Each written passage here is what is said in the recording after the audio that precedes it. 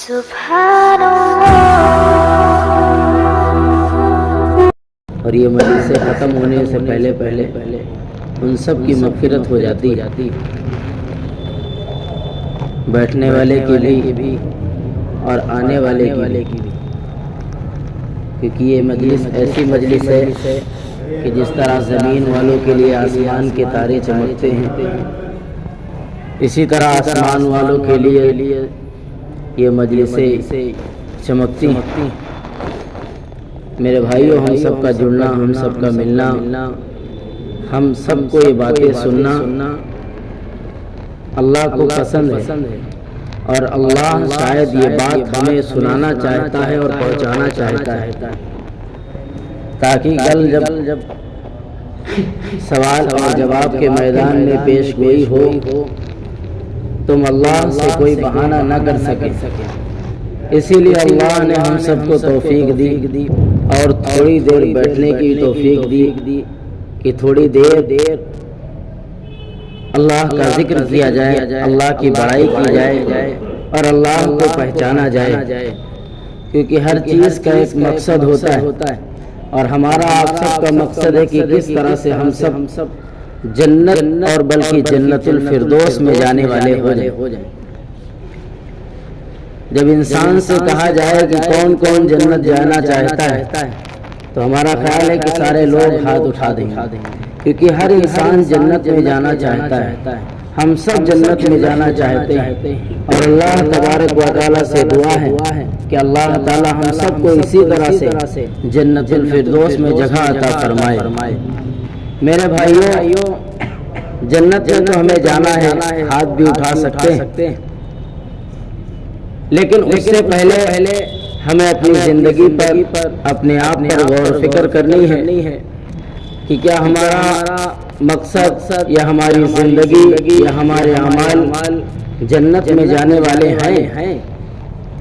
اگر ہیں تو یقیناً ہمیں جنت الفردوس ملے گی، لیکن اگر نہیں ہے تو اس کی بنانے کی فکر ہو کہ کس طرح سے ہم اس دنیا سے اپنے ایمان کو بچا کر جنت میں جانے والے ہو جائیں۔ کیونکہ جب صحابہ کو یہ باتیں پتہ چلی تو صحابہ ایک دم فکر مند ہو گئے اور اپنی باتوں کو، اللہ کی باتوں کو پہنچانا شروع کر دیا، کیونکہ انہوں نے نبی کو دیکھا کہ کس طرح سے ہمارے آقا جناب محمد الرسول اللہ صلی اللہ علیہ وسلم نے تکلیفیں اٹھائی، اور بہت ہی جد و جہد کے بعد یہ دین ہم تک پہنچا ہے۔ اگر ہم نے، میرے بھائیوں، اس کی حفاظت نہ کی تو اسی طرح سے ہماری زندگیوں سے یہ دین چلا جائے گا، اور چند دن کے بعد ہماری آنکھ بند ہو جائے گی، پھر کوئی کسی کے کام نہیں آنے والا ہے۔ آنکھ بند ہو جانے کے بعد کوئی نہ ایک دوسرے کو پہچانے گا، نہ رشتہ دار پہچانیں گے، نہ امی ابو پہچانیں گے، نہ بھائی بہن پہچانے گا، کوئی نہیں پہچانے گا، صرف اعمال کا وزن ہوگا اللہ کے ہاں۔ اگر ہمارے اعمال اچھے ہوئے تو اللہ تبارک و تعالیٰ اس دنیا سے 10 گنی بڑی جنت عطا فرمائیں گے۔ اگر ہمارے اعمال خراب ہوئے تو اللہ کے یہاں ہم پلٹا دیے جائیں گے کہ ہم جنت میں نہیں جائیں گے۔ اسی لیے میرے بھائیوں، ہم ایک دوسرے کو نہ دیکھیں کہ کوئی نماز نہیں پڑھتا، کوئی مسجد سے نہیں جڑتا، ہمیں تو اپنی فکر کرنی ہے، کیونکہ ہمیں تو اپنی قبر میں جانا ہے، کوئی ہماری قبر میں لیٹنے نہیں آئے گا اور نہ کوئی ہمارے سوالوں کا جواب دینے آئے گا۔ آج ہم کہتے ہیں اللہم صلی علی محمد النبی وعلی آلہ وسلم۔ آج سے ہم سب کہتے ہیں کہ میرے بھائیوں جس طرح آپ ماحول دیکھ رہے ہیں حالات حاضرہ کہ کوئی کسی کے کام نہیں آنے والا، کوئی کسی کے کام نہیں آنے والا، وقت ضرورت پڑتے ہی سب ساتھ چھوڑ دیتے ہیں، رشتے دار ہوں ناطے دار ہوں یہاں تک کہ ماں باپ ہوں وہ بھی آپ کا ساتھ چھوڑ دیتے ہیں۔ بتائیے میدان محشر میں جب پیش گوئی ہوگی تو کیا وہ ساتھ دیں گے؟ نہیں دیں گے میرے بھائیوں، کوئی نہیں دے گا۔ جہاں آپ کی بند ہو گئی سارے رشتے ناطے ختم ہو گئے، آنکھ جیسے بند ہو گئی سارے رشتے ناطے آپ کے ختم ہو گئے۔ اب آپ کا سب سے پہلے اگر زندگی دنیا میں سے کوئی چیز ختم ہوئی تو سب سے پہلے آپ کا نام گیا، آپ کا نام گیا۔ میت کہاں رکھی ہے، جنازہ کہاں پر ہوگا، کون سے قبرستان میں جنازے کو لے جایا جائے گا، سب سے پہلے ہمارا نام اٹھا لیا جائے گا۔ میرے بھائیو اسی طرح سے ہم دنیا سے چلے جائیں گے، سوچتے سوچتے ایک دن جب میری روح دنیا سے خالی نکل جائے گی، ساتھ میں جائے گی صرف نیکی بدی، یعنی دنیا میں رہ کر ہم نے جو نیک اعمال کیے ہوں گے، اچھائیاں کی ہوں گی، وہی ہمارے کام آئے گا، ساتھ میں جائے گی صرف نیکی بدی، دھن دولت یہی سب کی رہ جائے گی، پیسہ کمائی کاروبار سب کچھ یہیں پر چھوٹ جائے گا۔ جب بادشاہ کا جنازہ جا رہا تھا تو بادشاہ نے کہا تھا کہ جب ہمارا جنازہ لے کر جانا تو ہمارے دونوں ہاتھ باہر کر دینا، ہمارے دونوں ہاتھ باہر کر دینا۔ لوگوں نے پوچھا کہ ایسا کیوں؟ تو کہا لوگوں کو تاکہ پتہ چلے کہ بادشاہ کا جنازہ جا رہا ہے، جس نے دنیا میں رہ کر سارے خوشیاں حاصل کی، سب کچھ اسے ملا، اسے لوگوں کو پتہ چلے اور بلکہ اس سے سبق ملے کہ بادشاہ بھی جا رہا ہے دنیا سے تو خالی ہاتھ جا رہا ہے۔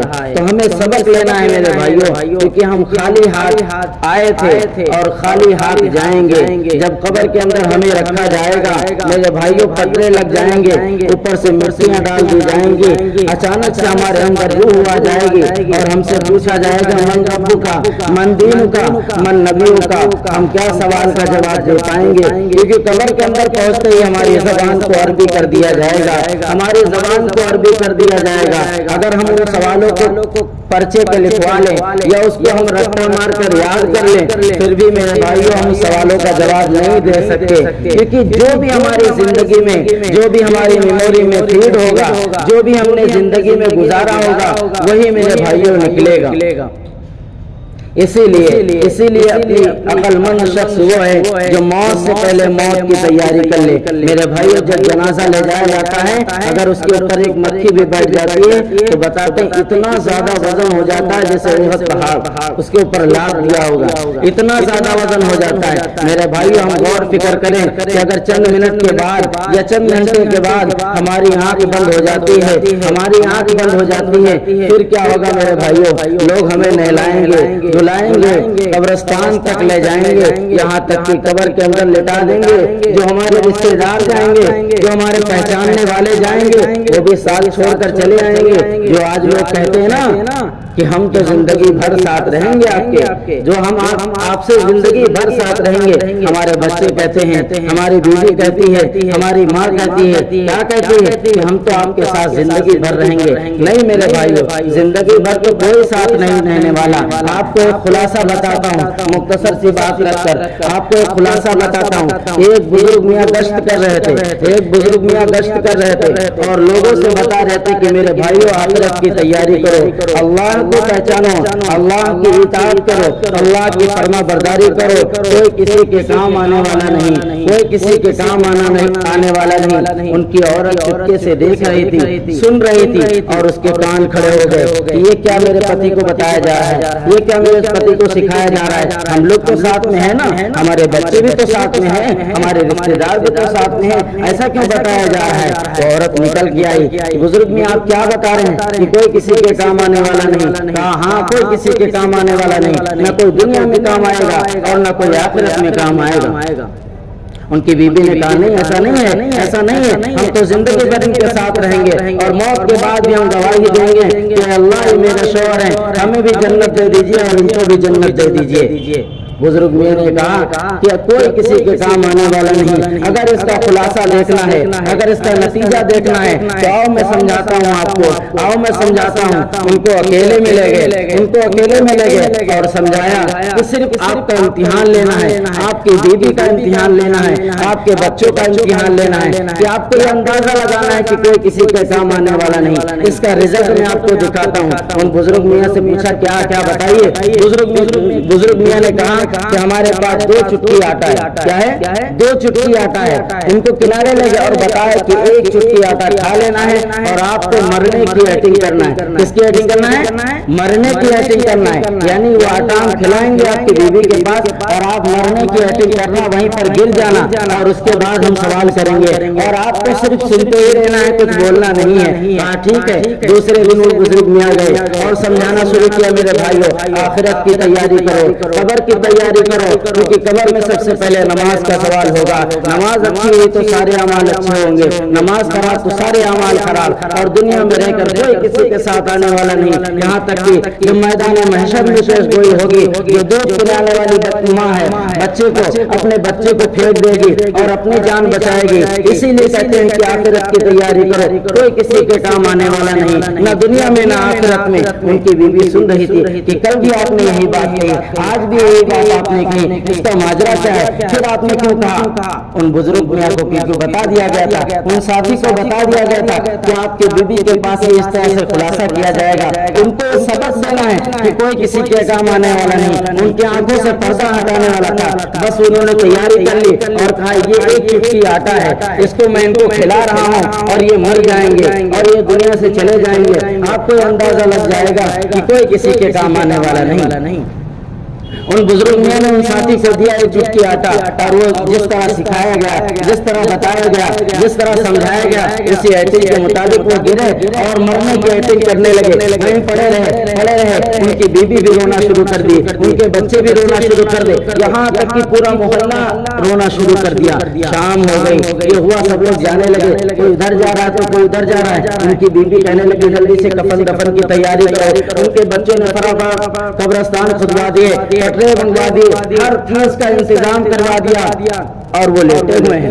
और वो लेटे हैं, इम्तिहान हो रहा है। इम्तिहान हो रहा है। क्या इम्तिहान हो रहा है? कि कोई किसी के साथ आने वाला नहीं। मेरे भाइयों इस वाक़े से ये सबक हमें लेना है कि हमें अपने अंदाजा लगाना है कि कोई किसी के काम आने वाला नहीं। इसीलिए अपनी मौत की तैयारी, आखिरत की तैयारी, जिंदगी की तैयारी वही है कि जो शख्स मौत से पहले मौत की तैयारी कर ले। उनको आटा खिलाया जाता है और वो गिर जाते हैं, मरने की एक्टिंग करते हैं, रोना धोना होता है। लोग कहते हैं कि आपके तो शौहर हैं, आपने तो वादा किया था। उन बुजुर्ग में ने क्या आपके वादा किए थे?